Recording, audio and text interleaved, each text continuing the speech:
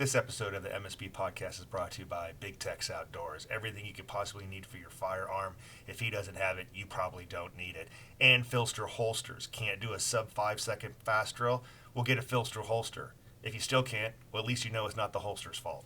I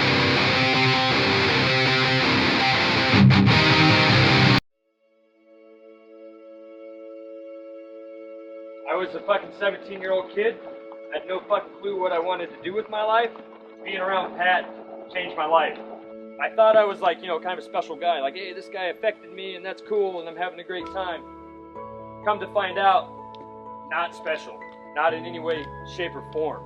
Pat's bread and butter was finding guys that were just normal Earth people. 6 months later, a year later, 2 years later, I'd run into these guys at another class, either his or somebody else's that I was going to, and they're fucking totally different people. They're better people, they're better prepared, they're ready to fucking kill for their families or for their country. And that was like the Shangri-La moment. I didn't have a special story. A shitload of people have that same story, which is why we're all here today, all right?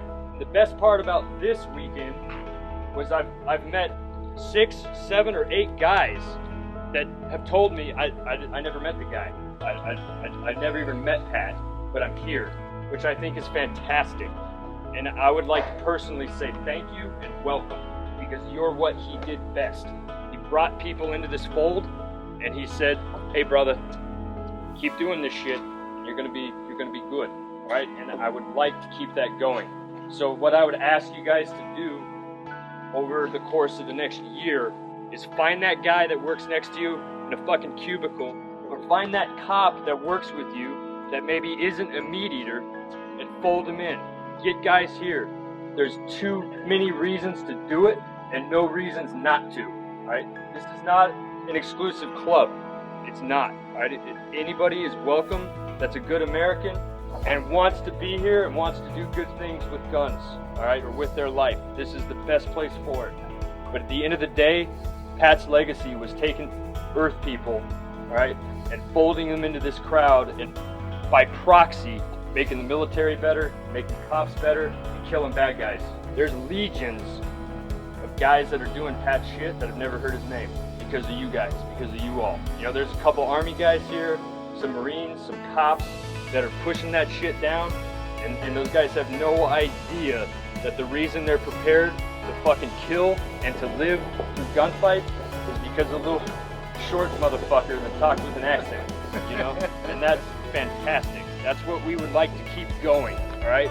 Please go out this year, between now and next year, and find 1 or 2 guys that are going to do well in this environment and fold them into this crowd, all right? There's every reason to do it and no reason not to.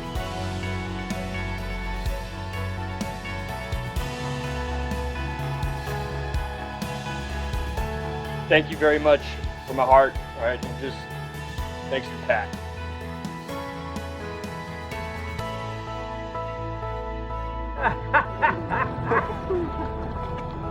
Well done.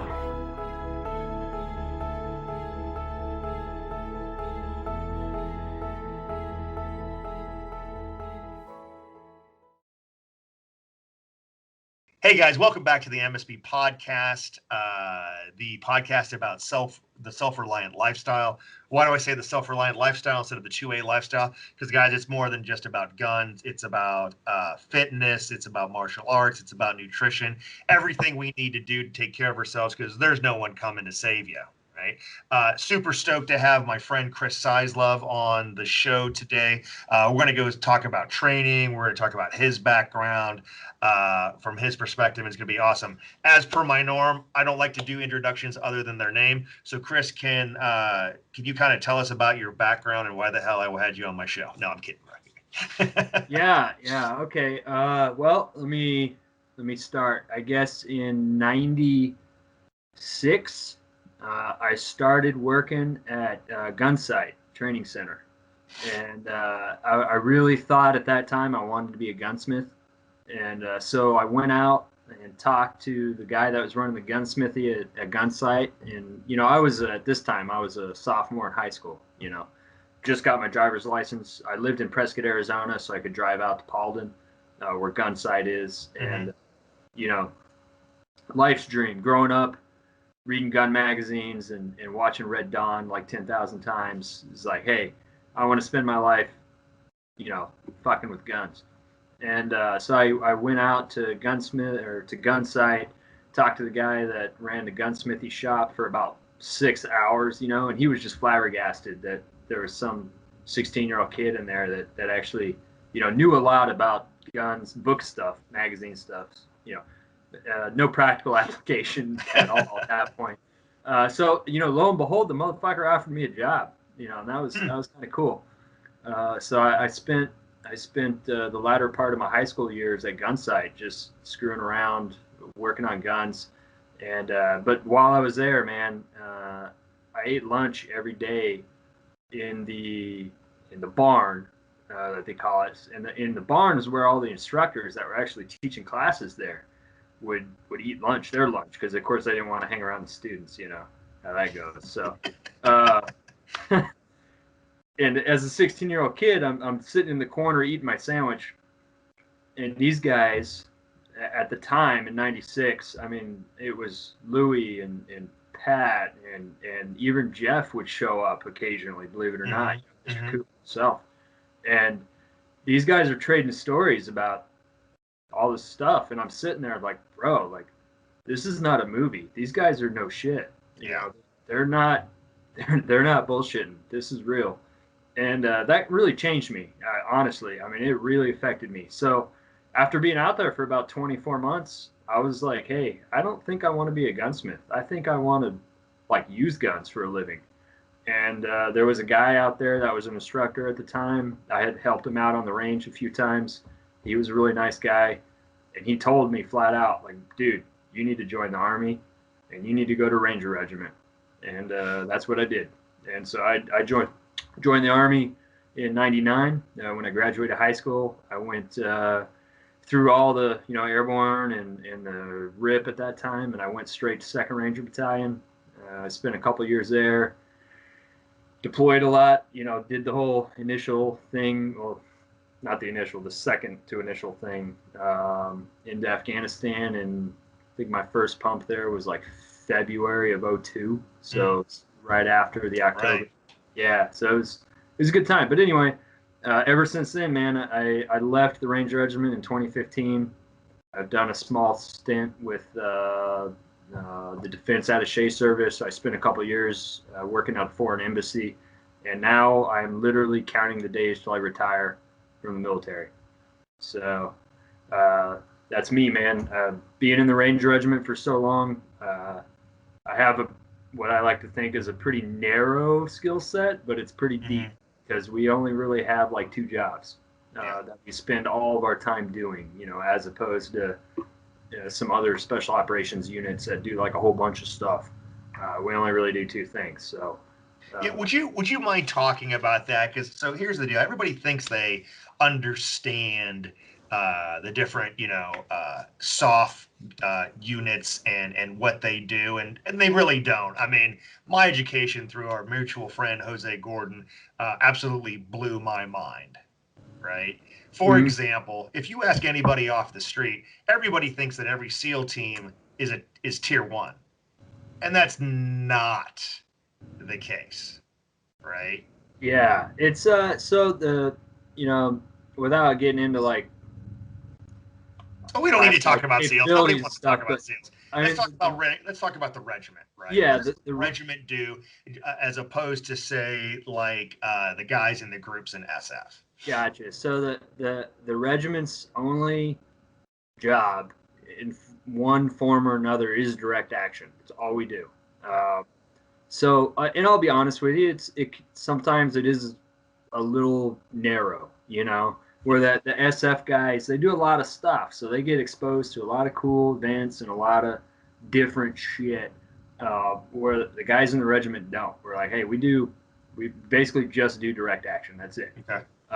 So, you know, our experiences are a little bit less wide, you know, like I never went to Africa and taught Marine units how to drive airboats through the Nile River Delta. You know, SF does that kind of stuff, and that's cool.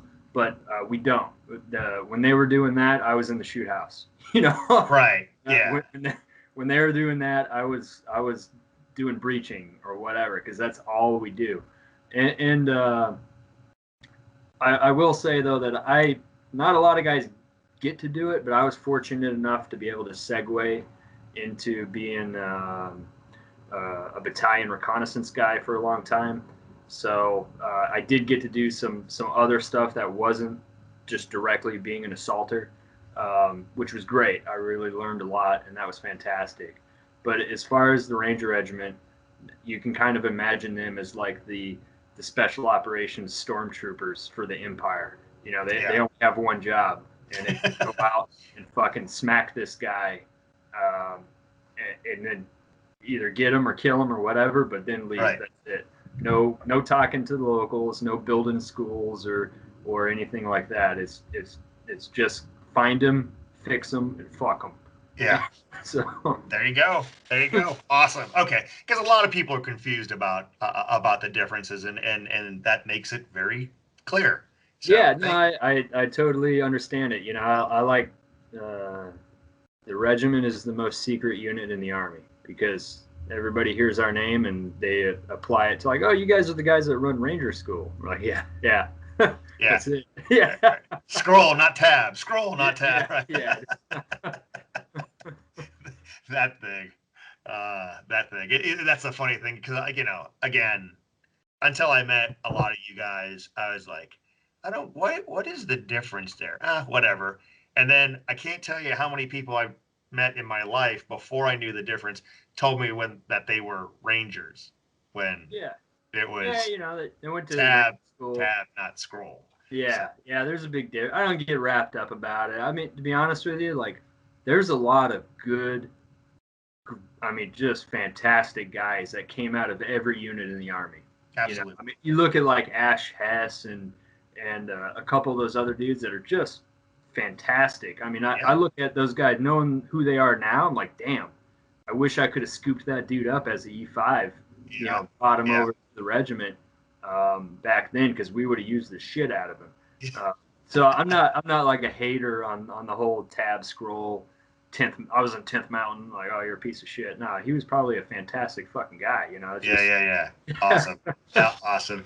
And that that is really why I dig you, man. So let's go back a little bit about our history, right? First time I met you, John Murphy had friended you because you guys knew each other through Pat Rogers. Yeah. Right. You made that connection, right? And then he brought you out, and then I remember Jimmy Smith over at F3, and John was like, "You got to take this class. This dude's awesome." Right? I'm like, shooting guns from concealment out of cars. Let's do this, right? Yeah. And your disposition is very interesting as an instructor, right? Because you are no way a knife hand guy. You are a teacher. Right. And the way you describe things, like, let me put it to you this way, man. I've heard so many times from my own mouth that, hey, I train a lot. If I go to a class and I pick up one nugget, it's worth it. And then I go to a class like yours. Yeah. Right. And everything makes sense. I don't need to change anything. I'm just applying it to the situation, right? It's like, where you're like, okay, well, here, put your feet here, boom. And I'm like, hey, bro, I'm just shrimping. And you're like, yep, that's what you're doing, right? Yeah. And it made perfect sense, but I picked up so many things that they affected me immediately, and I could apply them immediately, as opposed to running a whole bunch of drills. You know what I mean? So here's my thoughts on a little bit of that stuff. First and foremost, like, there's a lot of guys with my, like bona fides or whatever, that are teaching CCW stuff. And some of it is fantastic. Some of it, I'm like, whatever. And this is my story, bro. Yeah. I working at gun site, joining the military. I've carried a gun as a civilian since I was like 18, and until I met Murphy and went to one of his classes, I had never put together what it really means to be a CCW person. like holistically. You know what I mean? Right, I always right. like, yeah, dude, I can pull a pistol out and do what needs to be done, no issue.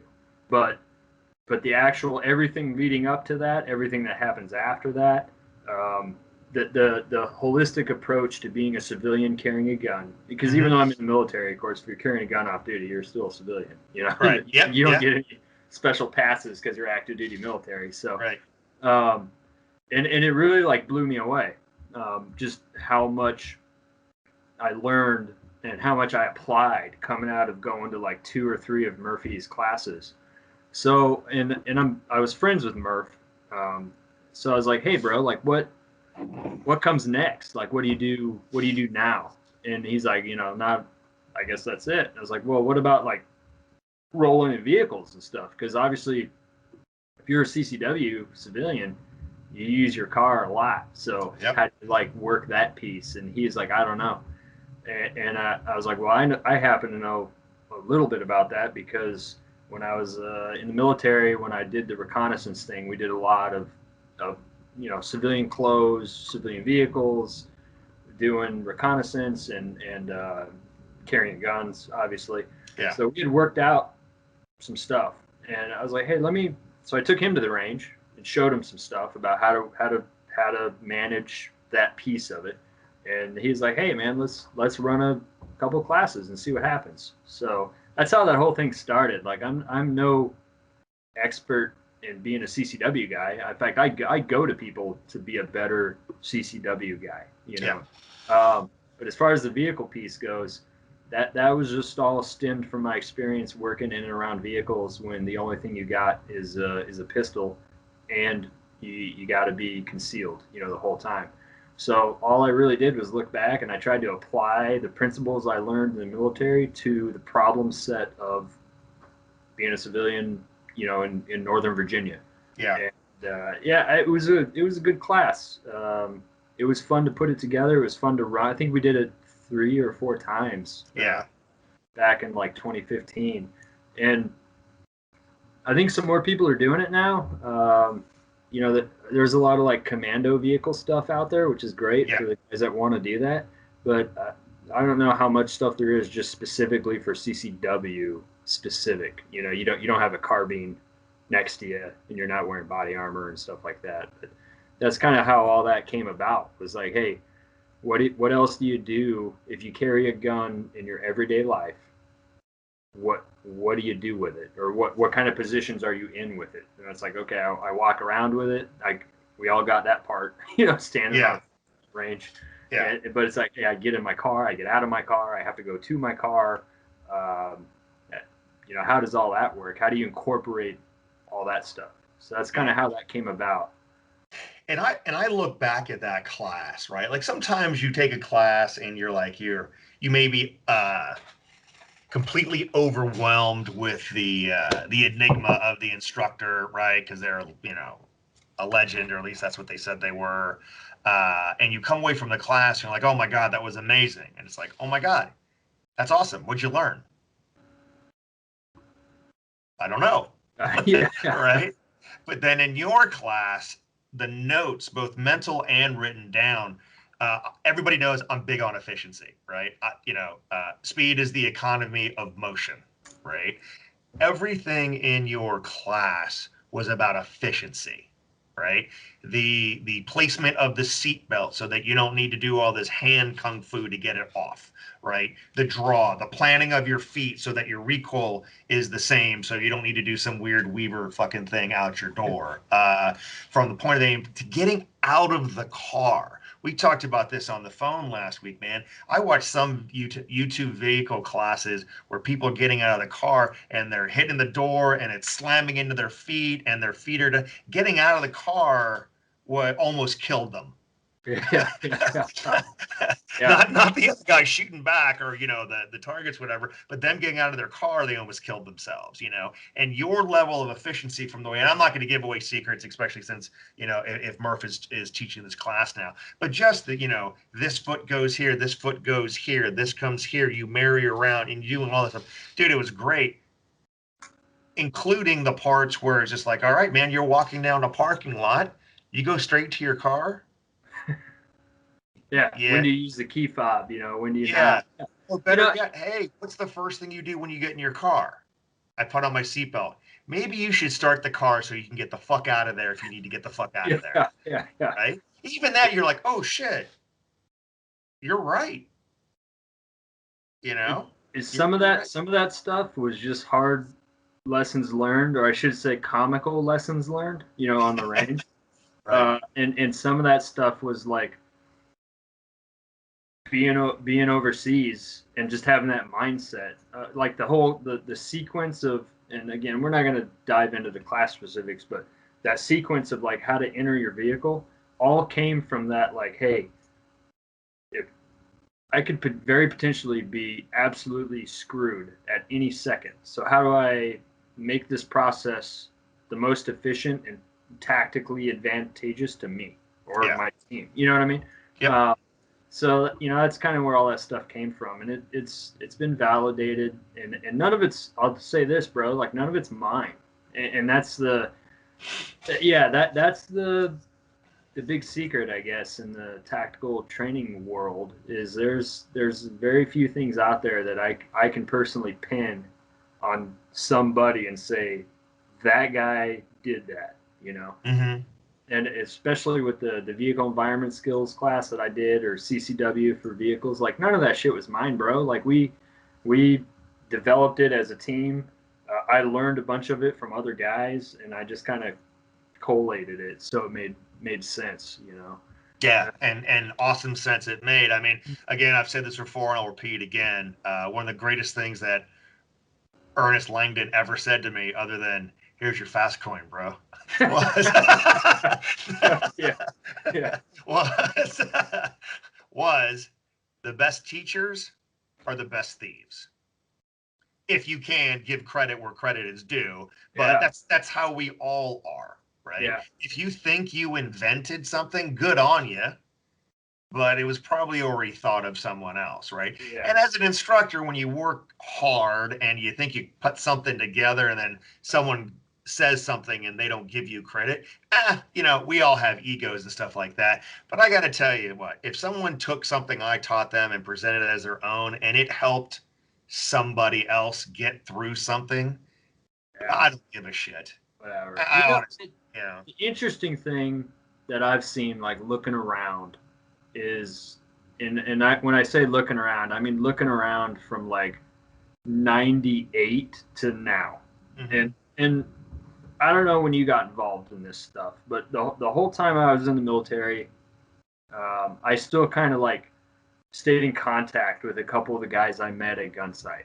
Okay. You know, I still read the magazines, and then when the forums and the internet became a thing, you know, I was still on. In fact, I had a discussion with this.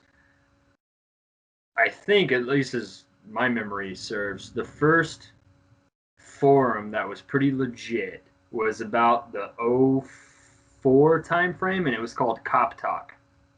And Oh, okay. yeah, I think somebody might call bullshit and say it was something else, but it was. We're probably talking about the same forum. And then that migrated over to Light Fighter. Light Fighter. Yep. Light Fighter migrated to like 10.8 for a while.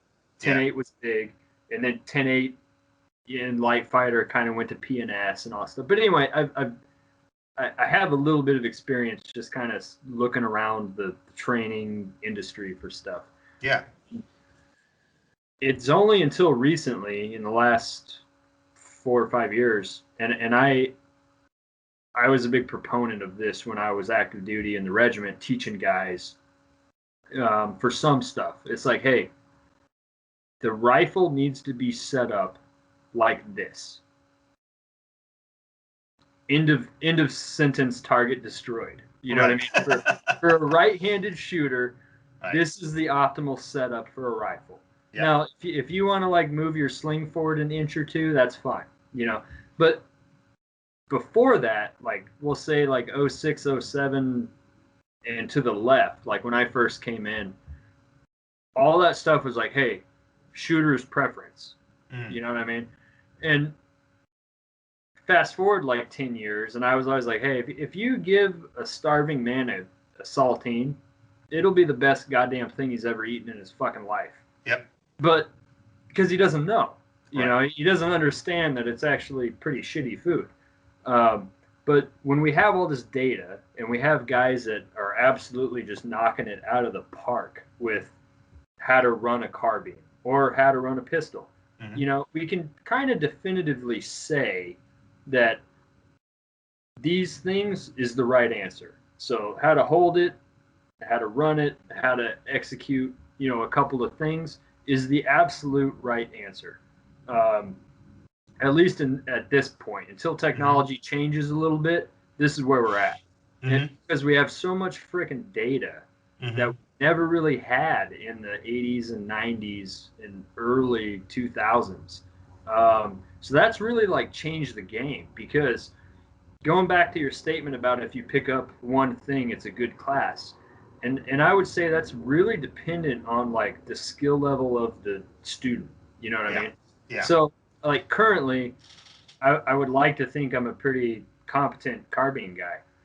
But if I go to, I don't know, name somebody, but who's a high level carbine guy, like you're going if you don't mean, you're going to the EAG Brian Canova's class here soon, yeah, right? absolutely, absolutely. You know, like I might pick up one thing, but after running a fucking carbine for 20 years, that might be a pretty good thing. You know what I mean? A pretty legit, huge thing. Yeah. Yeah. But somebody that just picked up a rifle or a pistol like 6 months ago, if they go to a class, like you said, they should be picking up like so much they got to write it down, right? You know, to remember it. Yeah. So it's kind of that like parabolic curve, but as opposed to in the late 90s and early 2000s, you know, like we basically have this stuff pretty dialed in. You know, like right now, if somebody next month, brother, like comes out with an article on how to use a red dot better, I'm pretty sure that a bunch of people like yourself may or may not call absolute bullshit on that, because you're like, that's absolutely that is absolutely not what my data shows. You know what I mean? Yeah, I mean, and to accompany that, we all need to have an open mind. Yeah, yeah. Right? We all need to have an open mind. I will tell you this, man, before I call bullshit on anything, I'm reading the entire thing, right? Because I'm always looking to get better. Because somebody, hey, you know, I'm sure when I came onto the scene, everyone said, "Who the fuck is this guy?" Right? You know, what's he talking about? And called bullshit on me until they actually tried it, right? Or whatever I'm trying to say. But plenty of people do that, and technology, of course, you know, can do that, right? I mean, before, let's say, LPVOs and red dots at 45-degree angles and IR and vis lasers and yada yada yada, if you didn't have iron sights on your gun, you're an asshole. I will beat you, or I will call you on that and say that I have vivid memories of being on the range between the years of 96 and 99 with FBI HRT, more SWAT teams than I can count, really high level mill units that went to gun sight, and half, maybe probably a third of the line, you know, the firing line, would have some sort of like a red dot type optic on their rifle, right? And the other 2/3 of that line were talking shit about how that will never work, right? And that will never be the standard, and you guys are all fucked up.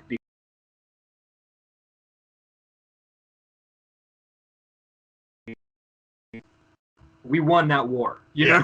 Like, it's over. It's done. Well, in certain segments, it's done. Yeah. Like I said, the data supports it in all quantifiable metrics. Right. But you still have people, like, let me get this straight, right? So the rifle's all done up. You know, I've got my LPVO, I've got my offset red dot, and I've got a IR and vis laser. Why do I need iron sights again? I've got a primary, secondary, tertiary sighting system. But there's still those arguments going on there. But that's how technology, you know. And I don't blame anybody. Like shit, dude. I think the last time I had backup iron sights on my rifle was probably like 04, 05, you know. And it's only because like my job, we only worked at night, you know, so I didn't need my backup sight system was my red dot optic. I could shoot through my nods, you know what I mean? And I had a Viz laser and an IR laser and all this, and it's like, you know what? I don't need these fucking things. They just get in the way. And it made sense then, but even now, the daylight Viz lasers are so freaking powerful. Yeah. Like you can on a bright sunny, we'll call it a D8 day if you're a camera guy, you know, big sun, no clouds.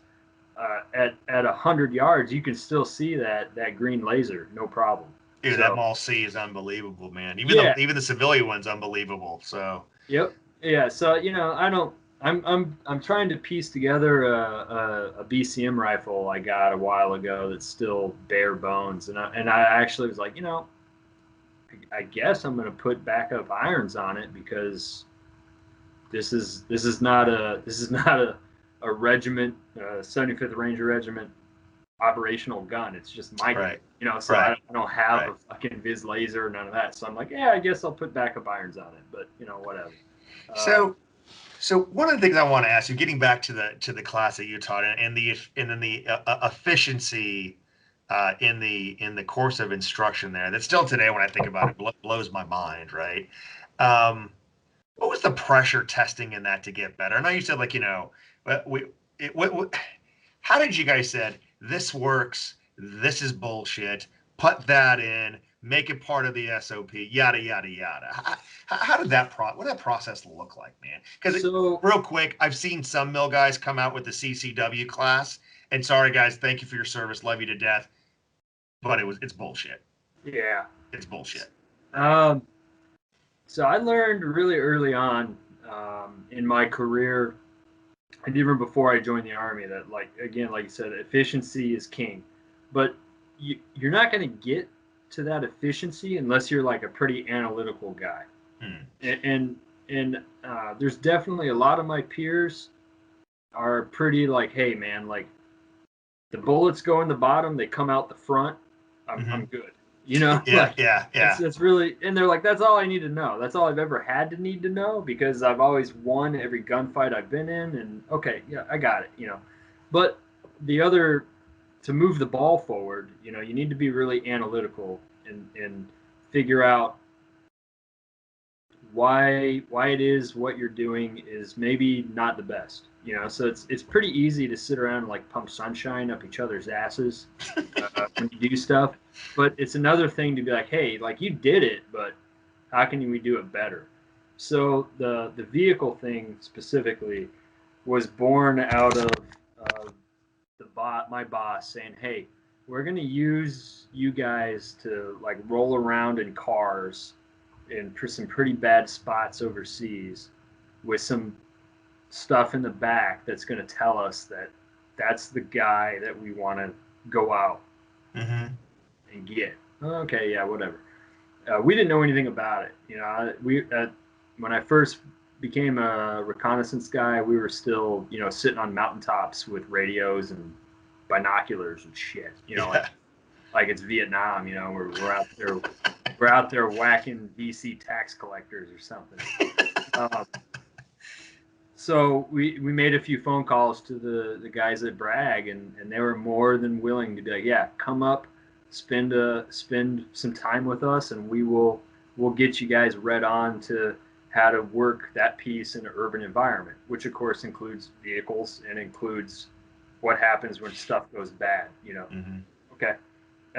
And then so we went up there for a while. We took a lot of great, fantastic lessons learned from their facility, and then we came back and we just kept running it. And I was the boss at that point of that element. So, you know, and I'm a pretty analytical guy. So we just looked at all those like little things. And if the Army has taught me anything, it's that the little things add up. You know what I mean? Yeah. They really do. Like you can precipitate a major disaster by 3 like minor disasters. Yeah. So then the question becomes, how do I get rid of those minor disasters, or how do I ensure that they don't happen? So that's kind of like how my mind works. And working in a vehicle, especially when you're seat belted into the front of the vehicle and you have a appendix carry or a hip carry pistol, and that's your only means of defense, and you have to draw that thing. There's a lot of stuff, and since you've been in that environment now, you can kind of say that, yeah, that's a fact. There's a lot of stuff in there that can be those three minor disasters. Belt, the steering wheel, whether or not the fucking car is in park, getting out of the door, whatever. So we just chopped it down, dude, into manageable bites and broke it down into phases. And then each phase has a kind of a decision point. That's kind of an add-on, but it's there. So that's really how it happened. And I had a 30, 40 man element at the time. So I had multiple teams. And when we were running through this stuff on the ranges, I guess as opposed to like the conventional Army, I had the luxury of being like, hey, for 4 weeks, Monday through Friday, we're just going to go run this stuff. That's it. That's all we're doing. And at the end of those 4 weeks, we're going to have the 90% solution on how to do this stuff. Yeah. And I'll be honest with you, dude, that analytical mind is kind of what separates, guys like you and guys that don't teach. Because they're like, yeah, I know a lot of my peers that are hardcore gunfighters. I mean, that have absolutely paid every toll and done everything right. But they're not the guys that can even tell you why. I mean, their minds just don't work like that. They're like, yeah. Well, I call that this, and then I did a mag change, and I did this, and then my rifle fucked up, so I fixed it. And you're talking to them afterwards, and you're like, hey, talk me through what you did. And like, I don't even know. Yeah, and I've said this before. I call that the Magic Johnson effect. Yeah. Right? Top 5 in the history of basketball. His coaching career was a shit show. Yeah. Right?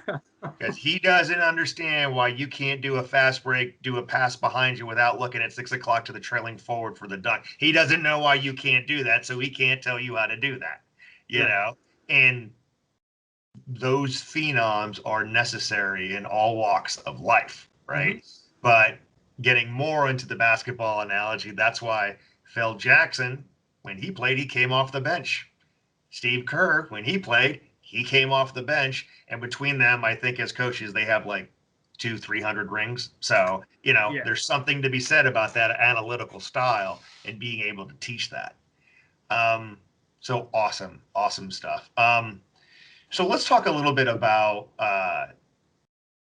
so there are 3 things that give me chills no matter how many times I hear them, right? Being a Gen X guy, right? The first one is the national anthem. Doesn't matter. I goosebumps, as tall as corn stalks whenever I hear it. The second one is MLK's I Have a Dream speech. Doesn't matter. Right, goosebumps. The third one was your speech at the Friends of Pat Rogers in 2017. I probably listened to that thing. You can't possibly be serious. No, my friend. I am absolutely serious. For a couple of reasons, right? It was the second year of a very epic event, celebrating a very epic man who had a lot of influence, an amazing influence on a lot of people. I always say, look, I never trained with Pat. I met him once at F3 very quickly, but a lot of the people that have had a tremendous impact on my life, he had an incredible influence on their lives, right? So the speech that you gave about it didn't matter if you knew Pat or not, it's coming here, getting better, turning that guy who sits in the cubicle, or maybe that guy who is in uniform that's not necessarily a meat eater, getting them out there, coming out to training and turning them into that. can you kind of talk a little bit more about what was going through your head during all that? How maybe that was inspired by Pat, your own personal thoughts, and where that speech came from? And again, dude, I'm not. Every time I hear that speech, dude, it's goosebumps because that was epic shit, man. That was epic shit. Yeah. So going back to when I was working at Gunsight, so the one instructor that would like, be real personable with me and be like, yeah, fucking come on, brother, was Pat. I met Pat when I was 16, 17 years old, and it really changed my life. You know what I mean? Yeah. So, and one of the memories I have was actually at that time I was still working in the gunsmithy shop, and what people these days probably don't really like appreciate is that those classes that I sat in on back in 96 to 99, like probably half the guns in the class would go down. Like quality back then wasn't where it's at today. Right. You know what I mean? Yeah. So working in the gunsmithy, my boss at the time would be like, hey, Pat Rogers or Louis Auerbach or whatever, they're teaching a class on this range. So my job was to sit out there on a quad and wait for a gun to break, which happened like at a cyclic rate. Right. And I'd run them back to the gunsmithy, and they'd unfuck them real quick. Right. And I'd hop back on my quad and run it back out to the range so the guy could get back in. Yeah. And Pat was a really funny guy. He was awesome, but I'll tell you this: he was very personable. You know what I mean? Like even to me, which was like the lowest form of life at a training center, the guy that sat on a quad and just waited for a gun to break. You know what I mean? Yep. And I like to say to you that I professionally picked up brass because that was another job of mine. It was like, hey, HRT just dumped like 40,000 rounds on range 8. Go pick it up. Yeah. Yeah. But so one day we were going through a shoot house, and I had already like observed and followed Pat through shoot houses as kind of a like make sure something crazy doesn't happen, and then also like it was kind of me because I'm like, if I police up the brass after every run, then I don't have to come back here tomorrow morning and spend 5 hours policing up all the brass in the shoot house. Yeah. And Pat was like, yeah, no big deal, man. Just stand behind me and we'll do it. So I sat back there and kept my mouth shut. About the third or fourth time of this happening, one of the guys who I can say was an active duty Army, real high up guy, was doing something that I had heard Pat say this a bunch of times, so I didn't feel too bad, tapping him on the shoulder and saying, hey, he's doing this. And instead of like telling me that I was fucking way out of my lane, Pat was like, okay. And lo and behold, during the AAR, he brought it up.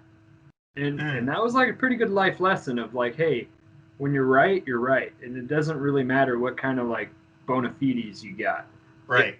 Assuming that the person that's parroting it does have those bona fides, and he's like, hey, bro, like you're right. I don't know. I've been doing this for X number of years, and I didn't catch that, but you did, and I appreciate it. You know what I mean? Yeah. And that was a pretty big life lesson. That's awesome. And so when I joined the military, and I still kept in contact, and whenever I had time between deployments and stuff, I went out and AI'd for Pat a bunch of times, and that was pretty amazing. So at the Friends of Pat, Chappie hit me up about, I don't know, maybe an hour before. He's like, hey, can you stand up on the table and say something? So, yeah, sure, whatever. I mean, I'm a senior NCO in the military, so if anything, you should be pretty good at like just standing in front of people and saying shit. Yeah. I mean? That's not a problem, especially after being an instructor for such a long time. And it's like, yeah, I can just reach out my ass. But what really like hit me like a lightning bolt was the fact that a lot of people that were there, they would openly tell you that, like, I met them throughout the day. They don't know who the fuck I am, you know. I'm not like some guy, you know. But they're like, yeah, I never met the guy, you know, or I only trained with him once, but I'm locked into this. Like, I'm on the road to somewhere that's a lot different than where I was before I met the guy. Or I interacted a lot with him on, you know, Light Fighter, Facebook, or PNS or whatever, and that really like changed my azimuth. And from a military point of view, like, that's a big fucking deal. Yeah. Because I can point to, like, in 20 years of service, bro, I can point to like 5 people that really changed my azimuth. You know what I mean? Long term. So that's and for civilians, for a civilian that could absolutely walk away and be like, yeah, you know, I had a good time and I learned a lot, but I'm just gonna go back to doing what I was doing because nobody's standing over the top of me yelling at me to like unfuck myself. Yeah. You know, that's an even bigger thing. So when I stood up on that table, I was like, hey, you know, that's what I'm going to talk about. I'm going to talk about the gravity of a guy that can take non-military people and interact with them for a pretty short amount of time and absolutely like adjust their azimuth and get them on the path to success. And it's not necessarily his path. It's just a path. It's a, you know, go out and take a bunch of Pat Max stuff or Kyle Lamb, or it doesn't matter. Like, that's not what we're not talking about the intricacies of where to put your support hand on a rifle. You know what I mean? Yeah. It's much bigger than that. Yeah. And that's pretty much was the driving decision I made when Chappie was like, hey, can you get up on the table and say some stuff? Yeah, sure. You know, I can do that. And I don't get wrapped around the whole, like, did you know him or did you not? I don't really care, you know. Like I said, you met him once, but I can absolutely tell you definitively that you're on the same path. You know what I mean? We all are. And the whole, like, you know, if you shook Sinatra's hand bullshit doesn't really hold a lot of water with me personally. You know what I mean? Like I said, I know a lot of dudes that are hardcore gunfighters that would never go to anybody's classes because they got it all figured out, which is fine. And I know a lot of people, they're like, you know what? I don't have it figured out. And that was basically what Pat's bread and butter was, taking people that didn't really have it all figured out and getting them on the right path. You know? And that was me personally. Like, that's the reason I stayed in the 75th Ranger Regiment. And I never was interested in going to like the next tier level. It was because I absolutely fucking loved working with brand new guys. I mean, I just did. It was my, like, I loved getting a brand new kid in my platoon that was 18 years old. And then like 24 months or 12 months later, like, his family wouldn't recognize him. You know what I mean? Right. Because he walks differently, he talks differently, and he can fucking win a gunfight like a motherfucker. And that changes people, you know, and that's what I loved. And in my old unit specifically, that's kind of where the break was. You know, like, I had a lot of team leaders and squad leaders that would come to me when I was a platoon sergeant and be like, you know, I'm so fucking frustrated. And I'm like, I got it, bro. You know, maybe this isn't for you. Like, being a teach, coach, mentor is not your thing, which is fine. You're a great guy, you know, but you should probably take the walk and go to brag, you know. And some of us that really loved the whole teach, coach, mentor thing, we stayed and we loved it, you know. But that's the genesis of that whole speech, and most of that was just me like, bleh. You know? Dude, it was. I'll be honest about that. Yeah, but that was, dude. It was. I mean, I have no other word for it other than epic. You know what I mean? Matt Stagliano over at Firelance did an amazing job of editing and adding music and stuff like that. But it is amazing. I'm actually going to put that as part of this when it airs at the end, so people can, even if they don't know about the event or didn't know Pat or don't know you, it's just such an epic speech. You need to listen to it, man. Because Yeah, I'll be honest, dude. I messaged Matt and was like, I'm so glad that I had no idea that it was being, recorded. because that would have thrown you. Yeah, it would. Yeah, it absolutely would have. It would have changed the mental markers. So Right. yeah, he did it right. Yep. Awesome, dude. Yeah, it was epic. So, all right, dude, we're coming up on about 47 minutes now. So we're going to get into the last segment of it, right? Which is get it off your chest, right?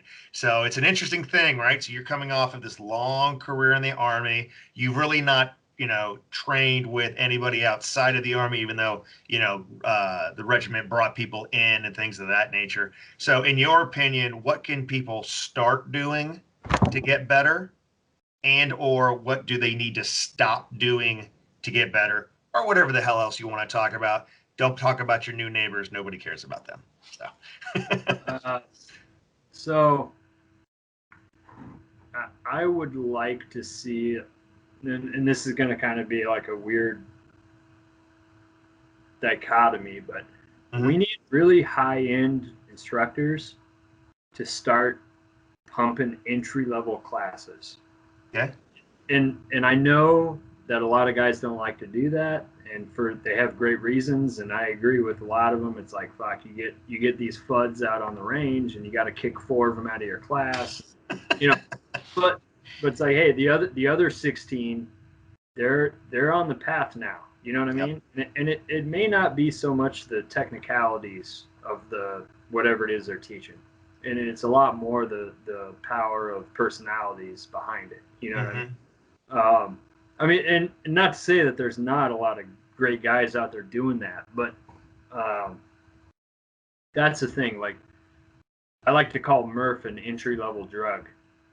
John Murphy, he teaches fantastically, and he's a great entry level drug into the lifestyle of carrying a gun and being self proficient and being able to deal with trauma or whatever. Yep. And running carbines and doing other stuff is the same exact thing. And I have a lot of friends in the industry that are really high level guys that they really shy away from teaching those open enrollment entry level, like whatever you got, bring it, even if it is a fucking Bushmaster, bottom of the barrel piece of shit. Yeah. And we'll get you on the path. You know what I mean? Yeah. Because I think coming up here in America, we're gonna need a lot more people that are on that path.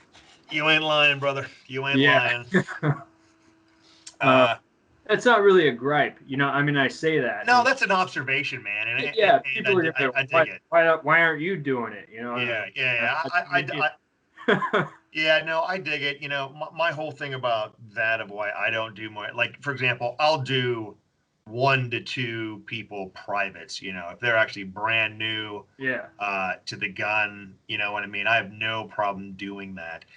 In a large mass thing, I mean, I have the advantage of being in the same area as John Murphy, right?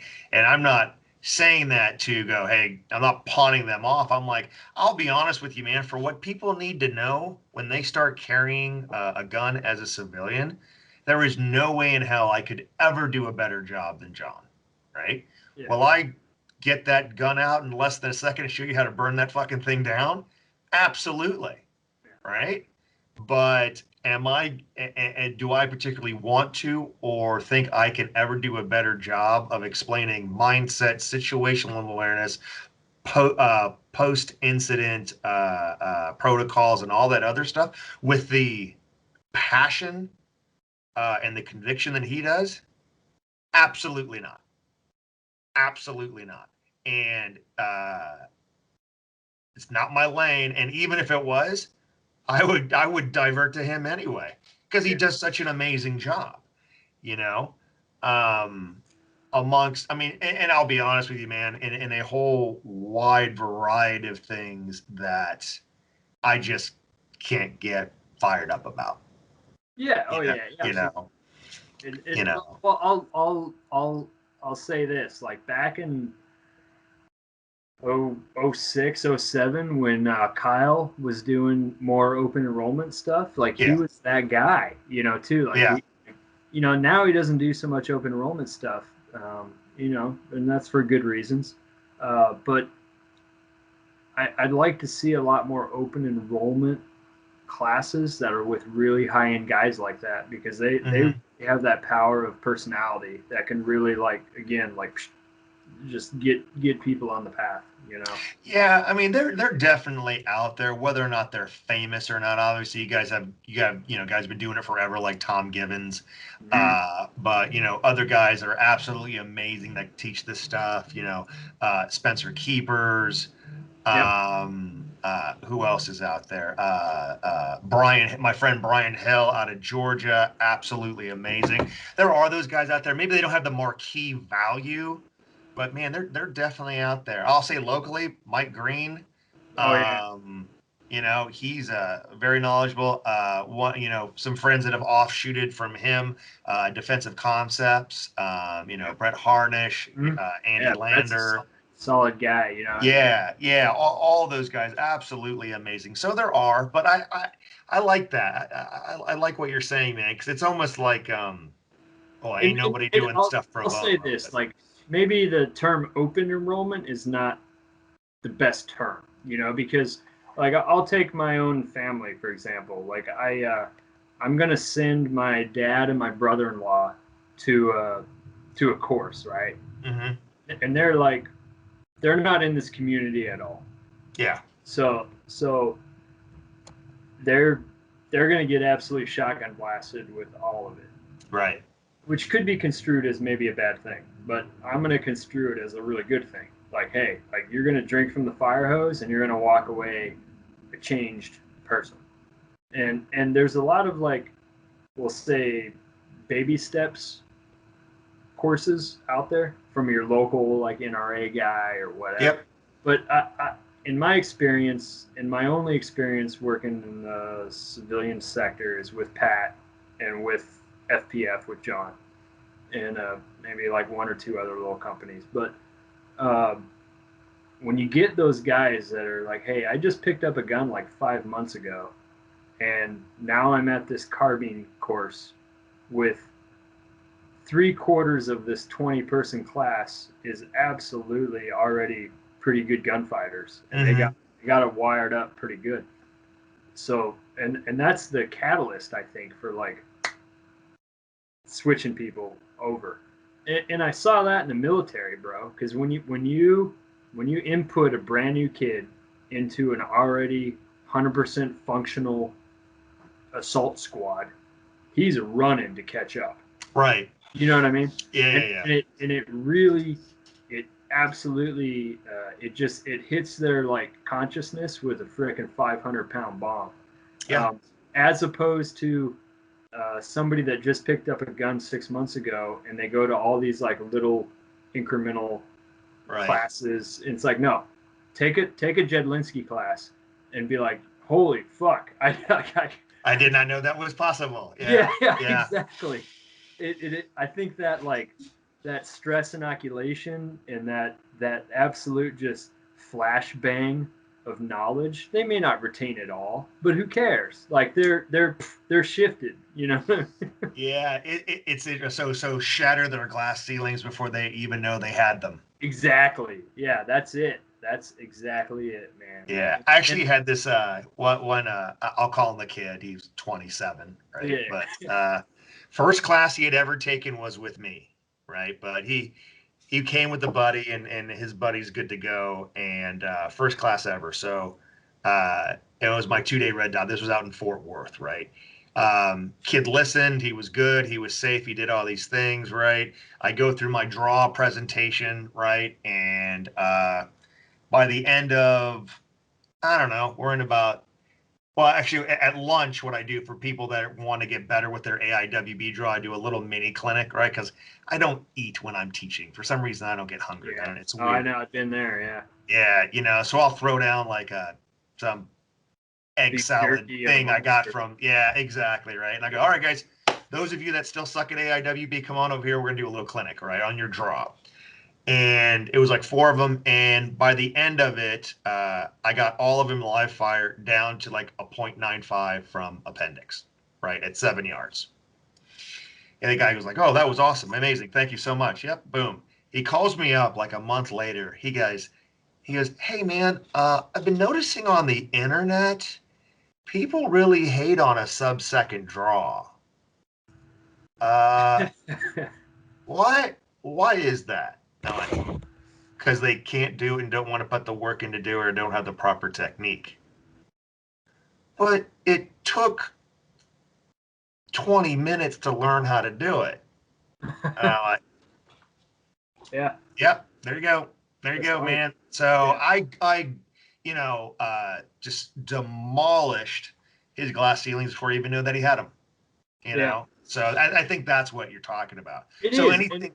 I'm well, sorry. Go more so than the like technical application of ahead. stuff. Like purpose, direction, motivation, technical application. Mm-hmm. And from my limited experience working in the civilian sector, that was if you can get a guy to understand why he needs a sub-second draw, you've already won the fight. Yeah. You've already and it's like, hey, ignore those people. This is why you need it. Yeah.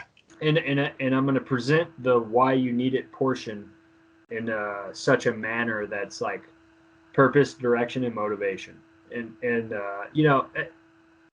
in some of my other classes I've taught the instructors, because I've never actually, besides the class that you went to, Mm-hmm. I have never PI'd anything. I've always been like a super AI, like, Mm-hmm. hey, Yeah. this guy might be hanging around. If he tells you something, you should probably listen to him, type of deal. But and that was always great. But the PIs at those classes, whether it was Pat or somebody else, was fantastic at providing like purpose, direction, and motivation. Mm. I.e., that is not a paper target. It's your ex-wife, your ex-wife's lawyer, whatever, whatever.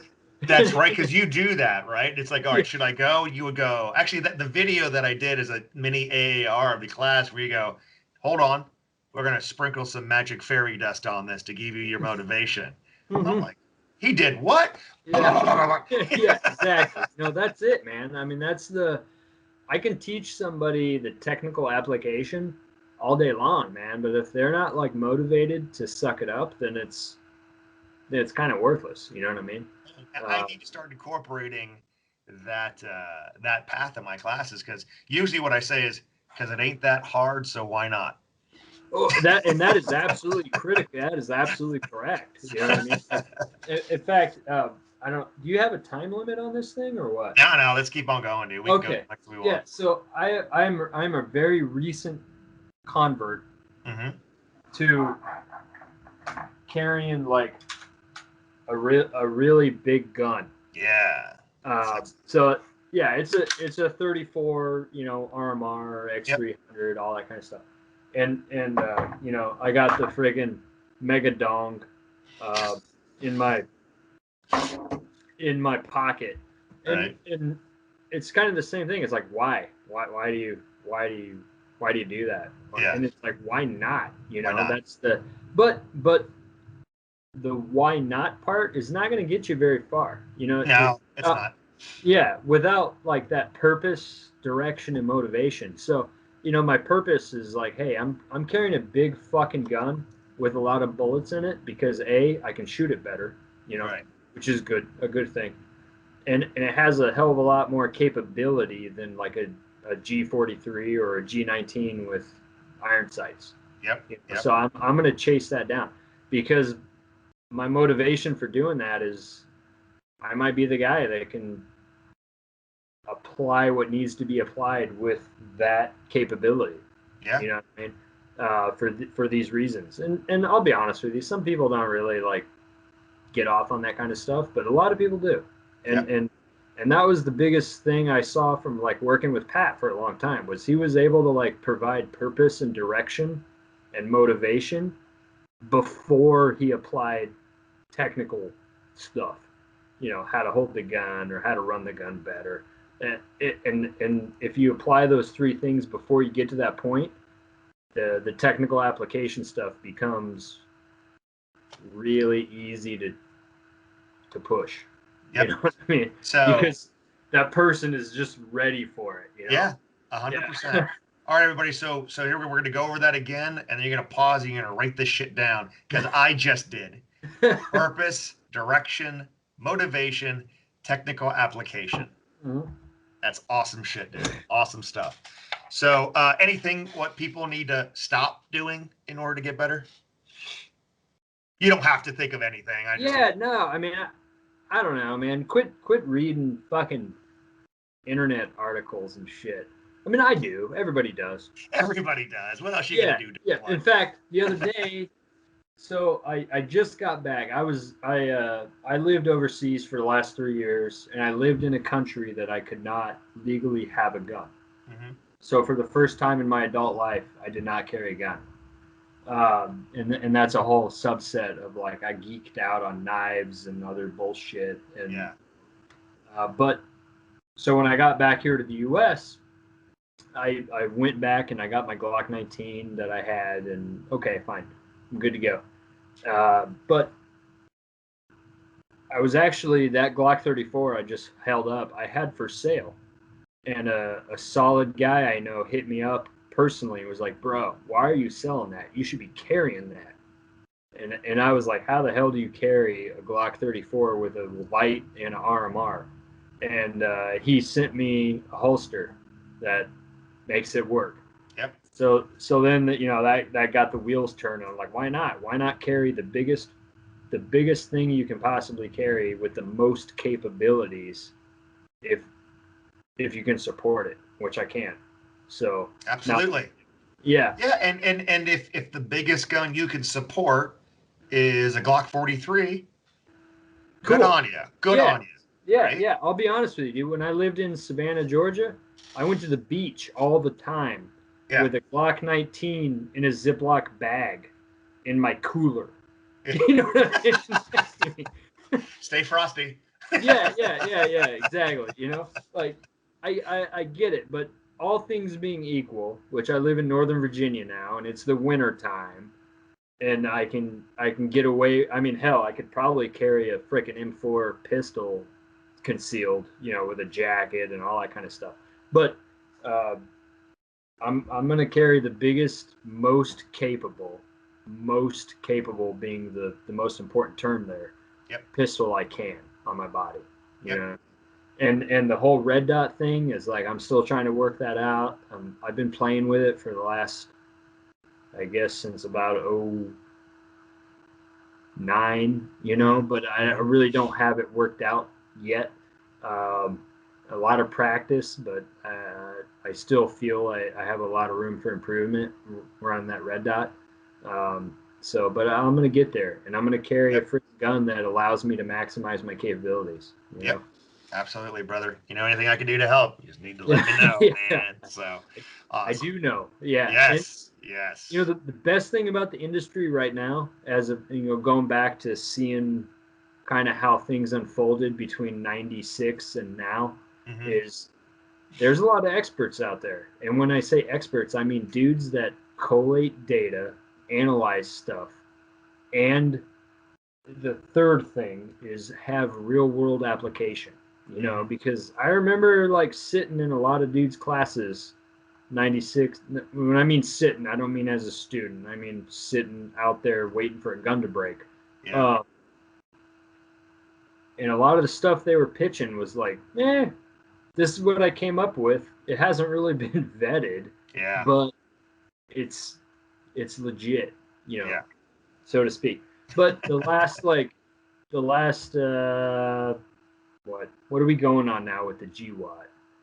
And 20, Yeah. How long is that, man? So Yeah. 01, so like 01. years, Yeah. 18 years, and I will say too that like the GWAT's not the only thing, dude. Like police departments have been way better at quantifying and qualifying data. Mm-hmm. You know what I mean, than they were in the 80s and 90s and stuff. Yeah. So we have a lot more data now than we did back then. But running that red dot. In fact, the other day I was talking to somebody that was vehemently anti-red dot. Mm-hmm. For a couple of reasons. For hey, if I get into an issue, it's going to be like 3 to 5 yards. Because he's a civilian and he carries CCW. Okay, yeah, I got that. But why would you dump a bunch of added capabilities, i.e., low light? You got eye problems. You're shooting one-handed. Whatever the case, like the red dot, distance. Yeah, exactly. Distance is only one of like many factors that the red dot really maximizes. And at the end of the conversation, he told me, he's like, "I'm gonna roll old school," as if iron sights are old school. Yeah. And I was like, "Hey, bro, like, don't say that. Like, when red dots have put like we'll say 10,000 people into the dirt in under field conditions, then we'll call iron sights old school. Right now, they're still just school. Yeah, there's just school. Yeah. Well, and people forget that about iron sights, right? I mean, really, iron sights have only been around since maybe the end of. Actually, the iron sights on your World War II 1911, those are not sights; those are suggestions. Yeah. Right? Yeah. I mean, how were the sights on a 1911 in Vietnam? But those were still kind of suggestions too, weren't they? Yeah, the same exact sights. Yeah. So you're getting out of the 70s until the M9 came on board, right? When was the M9 adopted? 87, I think. 88? Yeah. So if we just do simple math, say like 90 to now, dude, iron sights have not been around for the effective iron sights have not been around for that long. And it's like, well, where the red dot fails, blah blah blah. It's like I can show you hundreds of pictures of front sights falling off of Glocks, man. Yeah, and I'm telling you, we, not me. I was a party to hundreds of those same conversations in the gun sight barn during lunch between 96 and 99, but applied to rifles. Yeah. And look where we are today. Yeah. Yeah. Yep. Nobody in their right mind and frame of reference runs iron sights only on a rifle these days. Yeah. But it's gonna take a lot of smart dudes and a lot of good PR to get red dots on a pistol to the level that they should be. It's already technology. The technology took a while to catch up, just like it did with rifles. Back in the early 90s, late or mid 90s. So it's going to be there. That's not. And I'll be honest with you, I'm okay with the slow roll, man. At the risk of sounding braggadocious, dude, I'm so busy with. I mean, at the end of February, it starts the world tour, man. I'm so busy. If it exploded anymore, I would miss a lot of opportunities, if that makes sense. Well, but are you? Here's my question. Mm-hmm. Like, the entire community has been feeding off the RMR for, I don't know, since what, 07, 08? Yeah. Yep. Because that's been the most, and I'll be honest, I don't have any experience with the other competitors out there, like the Delta Points and all that stuff. But it seems to me that the RMR has been the only like viable contributor. But but that's changed, or is a going. Lot. We can agree that it's going to change. We need it to change because it benefits the marketplace if it changes. Exactly. So when it changes to something else, what is that change going to look like? Is it still just going to be a red dot, or is it going to be something else? You know what I mean? Is it going to be a red dot that floats in the middle, or is it going to be parallax free, or whatever? Like, who knows? Yeah. But those technological advancements are going to mean a lot to guys that tote pistols. You know what I mean? Yeah, I mean, if I had to make a guess, the next level of the red dot, right? Well, here's going to be the history of the red dot according to me, or the future of the red dot according to me, right? Yeah. You're already starting to see this right now, right? So, Trigicon is still the front runner, especially with the level or the version 2, right? It's good to go, blue Loctite, go run, right?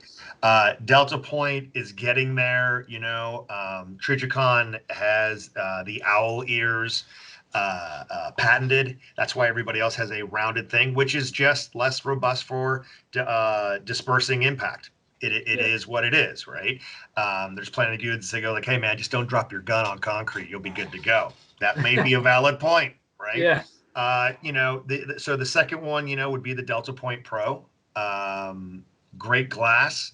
The great thing about the Delta Point is that the glass is so big. The bad thing about the Delta Point is the glass is so big, right? And your backup irons look like the Sears Tower and blah, blah, blah. And you get, dot reflection when you're bringing it up because the glass is so big. Those are minor points, something to think about. The next level is going to be what HoloSun has done, right? So you got this classic company, always thought of as hobby grade, right? It's like, oh, that cheap, Chinese shit, blah, blah, blah, whatever. It's like, really, bro? You ever seen a broke HoloSun? I don't know. I don't have I haven't. I haven't, and the new one with the RMR footprint, the 507C, I don't know, whatever it is, that's both battery and solar powered, that has 100,000 battery life. And I know friends that have absolutely just beaten the shit out of that thing, and it's still going, and you can pick them up for $220, which I love. Yeah. Because then you'll just start. I mean, here's the joke I always make. Actually, it's not a joke. It's an example. Who remembers a Trigicon 1 to 6 that was less than $1,800 before Vortex came out with the HD razor? And then it's like, oh shit, here you go, $895. Who can we pass these out to? I think the next architectural thing, if it's even possible, I don't know, is the dot on the glass, but where it is where there's no top hood, right? Yeah. The one advantage irons have over an enclosed red dot is the front sight is mostly always in your peripheral, right? But that's why everyone's draw stroke looks like that. Yeah, absolutely. You got to get it out there and find it. Yeah. Exactly, right? Where with the red dot, it's not in your peripheral, but once you learn how to do it, your draw's more efficient. And if you go back to irons, you're like, oh shit, there's my irons. Look at that. If they had it to where the glass did not have a black shroud on top and you could see that dot in your peripheral as it was coming up, I think maybe that's the next level of dots. Whether or not that's going to help or not with efficient draw, who cares? So, here's my theory, and this is absolutely just me talking out my ass. But we just saw what Aimpoint did with the Acro. So imagine in the next 5 years that the Bianchi Cup and all forms of USPSA or IPSC shooting, the records get smashed because of technology, which is great. We're going to start to see pistol optics that are 3 power or 2 power, whatever, 1.5. You know what I mean? Yeah. Enough for the 95% shooter to make first round hits at 100 plus with pistols, because the technology will be there, and then that will change the game considerably. Because then the arguments over is that a sport gun or a fucking personal defense gun, all that stuff will be valid. But then of course the guys like me and you, I think, they'll be like, hey, if the capability is there, why not take it? If I have a 3 power optic that's this big, this by this on my pistol, but it still works great at 3, 5, 7, 10, and 25. Why would I not run that on my CCW gun? Because I can make hits at 100, 125, no problem. Right. Yeah. And that'll be a very interesting break in the community. Yeah. Like currently the break is irons and red dots. You know what I mean? Because irons work just fine at, the data tells us that irons work fantastic Right. between 0 and 10 yards. You know what I mean? But the guys that are like, hey, I can make hits at 25, 50, 70 plus with my red dot rapidly is great. But we're just going to need more data. But I think that's the next phase of this, probably in the next 15 years, once these red dots on pistols become the mainstream, just like aim. Yeah. I mean, look how long it took for us to get from the Aimpoint M68, which was the original red dot Aimpoint sight on U.S. Army rifles. Yep. To, in fact, the first iteration of this, I'll be honest, was the Schmidt and Bender. The Schmidt and Bender short dot was fucking revolutionary. Yeah. But it fizzled out pretty quick because nobody could compete, or nobody could really stomach the $3,000 price tag on them. Right. Yeah. But you fast forward like 8 years, and now we got Vortex and everybody else that you can buy a really, really high quality LVPO for under a G, which changed the game.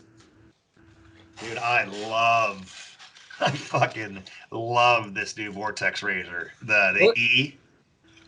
This thing is amazing, dude. Absolutely. I'll be honest with you, dude. Like, my experience with those, I only ever ran a Leopold 1-4, a Variax 4 with a mil dot sight on my carbine, because it was the one or two, like, very rare, in fact, not very rare, they only happened like 4 times, where we were doing daylight operations. And I was already like sniper qualified, and I knew how to run the Variax.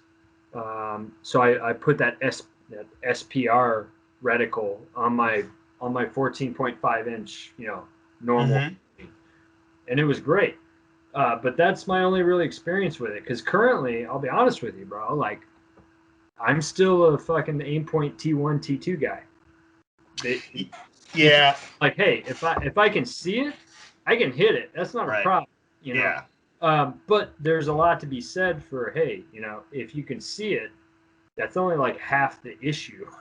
Like, what are you actually seeing? Yeah. And I totally understand that, but I haven't played around with a lot of these new LVPOs, and I'm excited to do that, like, in the next 18 months. I'm hoping to hit like a Fisher class. I'm going to run an LVPO, and I'm doing some Forge classes where I'm going to run an LVPO, hopefully. But that, again, with technology, that's the break, where you get old guys like me. They're like, hey, if I have a red dot, I can hit anything out to 600, no problem, as long as I know how to run that thing. But the technology gives us a bigger buffer, where I'm like, hey. It removes obstacles, right? That's the whole thing about technology. Everything about kit, period. It just removes obstacles. It's not going to make you better. It's not going to fix your fundamentals, blah, blah, blah. But if it removes obstacles because I'm getting more information in, that's where that stuff becomes important. Exactly. So, like, I'm really excited about getting really teed up or trained up on these new LVPOs and running an LVPO on like a 12.5-inch home defense carbine. Because there's no reason not to. Especially when you got the capability. At my house, when I leave Virginia in the next 4 months, I'm going to retire back to Savannah. And I'm on like an acre.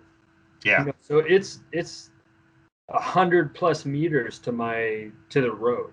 Right. So, like, absolutely, dude. I'd run an LVPO in a 6,000 fucking watt light on my rifle. So be out there. You know what I mean?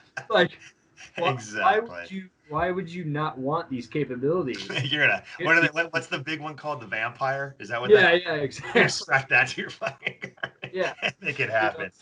I I'll mean, be honest with you, man. So I'm giving this thing the LVPVO. So this is the Vortex. When I'm fortunate, I have friends over there, and they're letting me check it out for a while. This is the new lighter one, which is the E. So I'm a red dot guy. I'm an aim point guy, right? T1s and stuff like that. Uh, and I was like, I'm going to give it a whirl. I know I got to work out this whole iBox thing and blah, blah, blah. Well, my buddy AJ Zito, who actually you guys are from the same town, he yeah. lives in Prescott. Do you know? Yeah. So He lives in Prescott? yeah, he lives in Prescott, man. Oh, Yep. shit. Yeah. I went to high school there, man. Grew up there. Yeah, it was a Yeah. good time. Yeah. Yeah, you got to go out there sometime, man. They got the Yavapai Range where he holds his classes. Where I'm going to be up there. Love that place. So I don't want to get you off your No, you're vortex. good, dude. Is that the old Yavapai Firearms Academy range? Yes. So keep going with what you're doing. No, go ahead, dude. I want to hear this, but I'll be honest with you. Like, one of my great failures in life Yeah. was when I was a teenager and Louis Arbuck was hanging around all the time. Yeah. So he would talk to me, and the dude had such a thick accent. I would like feel like a moron because I didn't want to like say something to him that was fucked up because I didn't understand what he said.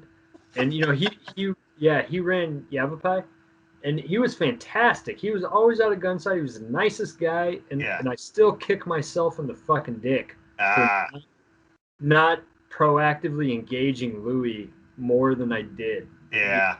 Back then. Dude, sometimes the brogue is hard, man. Well, I was a dumb kid. I was kind of, I don't know. And I don't know a lot about Louis. I mean, I've seen some of his Panteo videos and stuff like that. Was he British or Scottish? What was he? South African. Oh, he was South African. That's why I can't. Yeah. Yeah.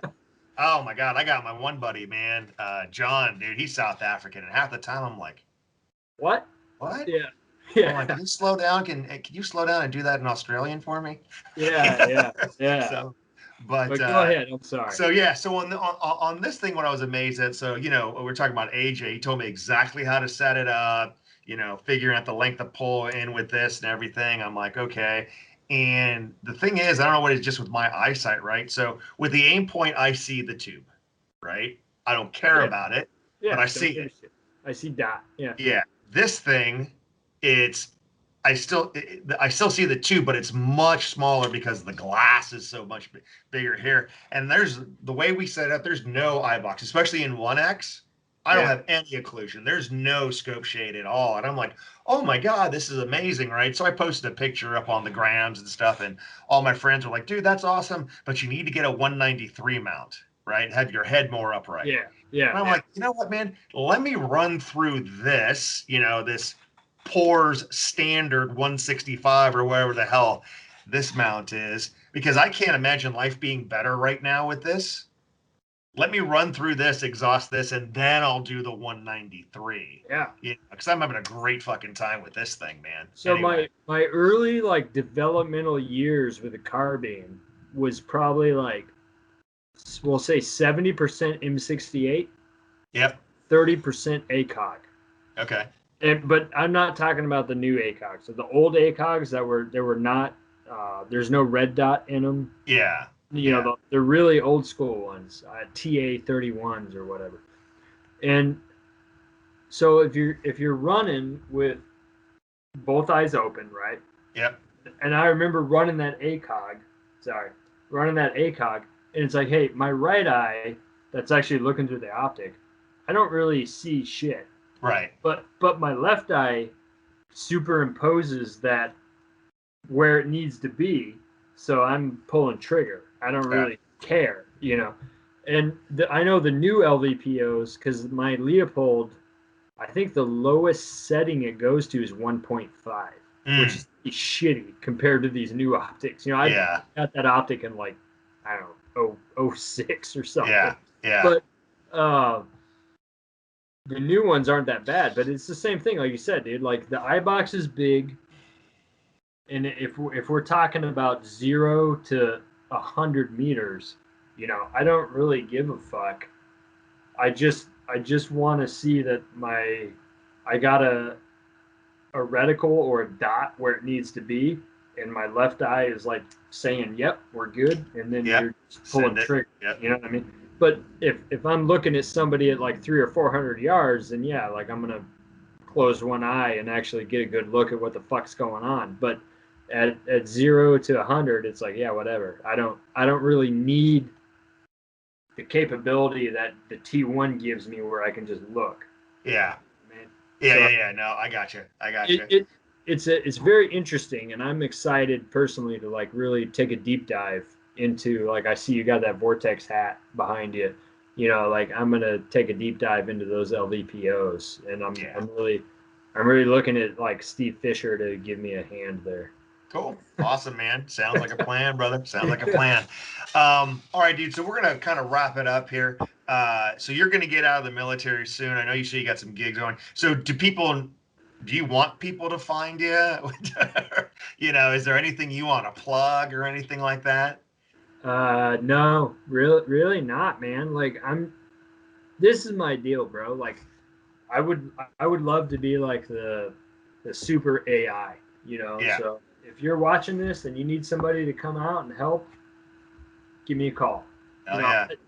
And the reason I say that is because there's so many great guys doing the job right now, like Jared Reston and Chase, at Chase Jenkins. Defense, and Mike Green and all those dudes. Like, I feel no need to like butt in on what they're doing. You know what I mean? I just don't. Like, they're fantastic. I've been to some of their classes. They're fucking awesome. Yeah. And I would encourage anybody that's watching this to do some research and just go to their classes. And I know I just said 3, and I probably left out like 10 more. Right. But no, dude, I'm hoping to be like the industry lurker that still like just shows up to stuff, or maybe AI stuff. I'd really like to help Doc and Chappie do some Forge stuff, or Brian Canova doing EAG stuff. Like, because I think I'll be much better served as doing that like purpose, direction, motivation stuff, and letting them do the technical stuff, and hopefully we make this thing bigger than it is right now, because it definitely needs to be.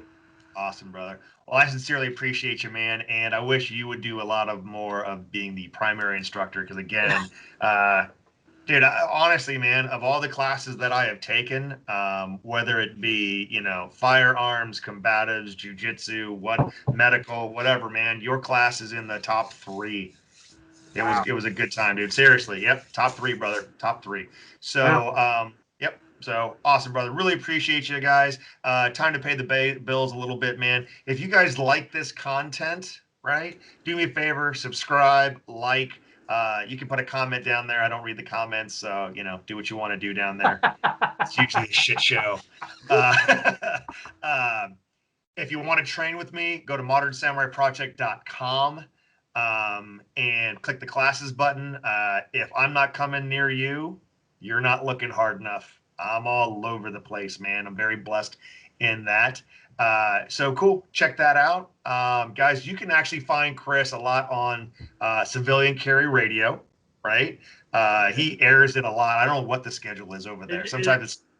Let me put out there that, like, I'm on Civilian Carry Radio a couple times just because Barack is a good dude. Not that I'm a civilian carry. Like, I go to people to learn how to be a better civilian carry guy. You know what I mean? There you go. There you go. There you go. Awesome. So guys, if you come out and train with me, it'll be a good time. But what's more important than all that is be good, stay safe, get training.